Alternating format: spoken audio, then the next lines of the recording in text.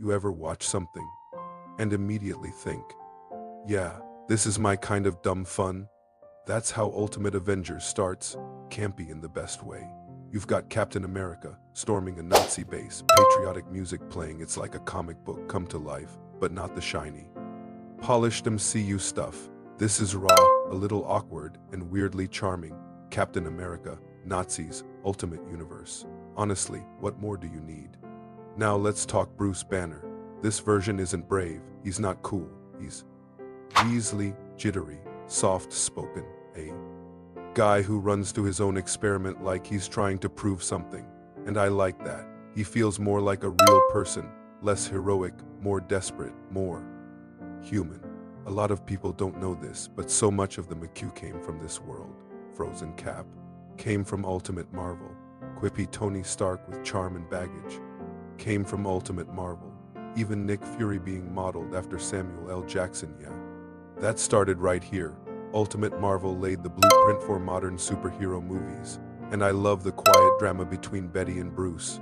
They're already over when we meet them, but the tension is still there. She cares, but she's not stupid. She knows being with Brucey dangerous, and Bruce, he's stuck, obsessed. That's a real grown-up relationship beat.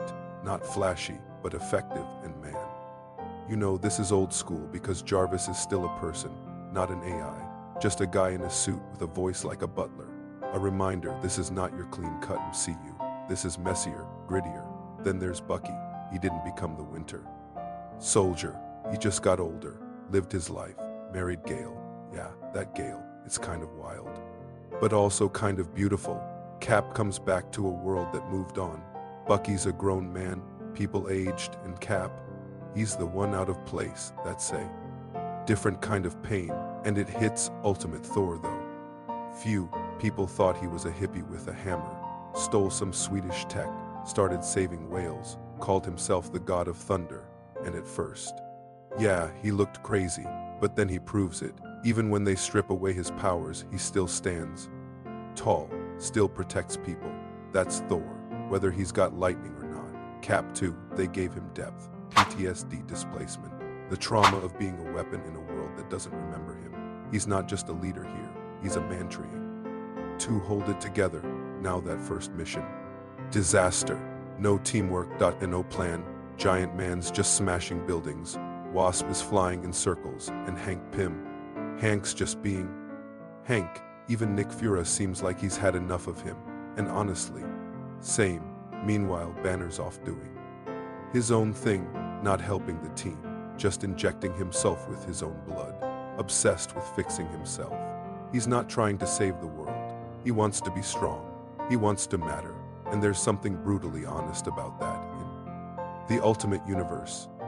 Hulk doesn't just rage out, not at first. He needs a serum, a trigger, something to make him change. It's not until he mixes his blood with Captain America's the Hulk becomes permanent. Now he can turn just by getting mad. There's this one moment and it's so good. Hulk lifts Thor's hammer. It's not Mjolnir, it's a tech weapon. Still crazy heavy. And no one else can move it. But Hulk, he rips it up like it's nothing. That's power, that's rage, that's the Hulk. And listen, this version of Hulk, this is what people think of when they hear the Hulk. Brutality, muscle, unstoppable rage. Not smart Hulk, not soft Hulk. This is what we wanted. That's why I love the Ultimate Universe. It wasn't perfect, but it dared to be different. It gave us new versions of old legends. It challenged what we thought Marvel characters were supposed to be. And for over a decade it worked, until they shut it down and replaced it with something less bold, less exciting, but Ultimate Avengers. It still holds up. It's not just a movie. It's a time capsule. It reminds me when Marvel took chances, when superhero stories felt raw, fresh, and unpredictable. If you haven't seen it in a while, do yourself a favor, go watch it again. You'll remember why you fell in love with these stories in the first place.